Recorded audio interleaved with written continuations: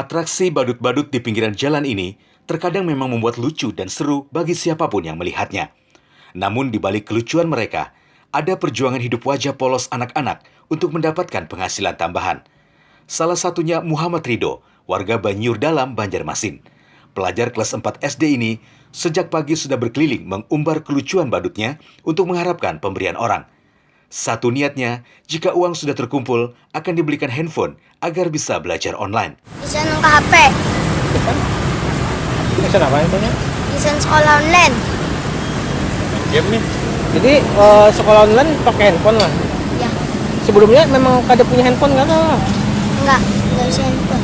Terus jadi menjadi badutnya lah. Misalnya lah. Sudah lama kamu menjadi badut?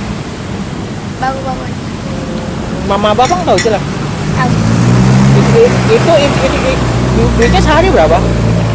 Hari kadang-kadang 20, 30. Biasaan apa? Bisa tabung makan desain ke HP. Rido tidak sendiri. Puluhan anak-anak sebayanya juga berprofesi yang sama. Dalam sehari, mereka bisa mengumpulkan uang dari 20.000 hingga 100.000 rupiah. Uang yang dikumpulkan hasilnya berbagi dengan pemilik jasa sewa badut. Bagi 3, bagi hasil. Oh iya kak. Siapa caranya? Sehari berapa setoran? Nah, misalnya 60, ulun 40, hasilnya 20, ulun 40. Di mana menyewanya tuh? Di Banyur Dalam.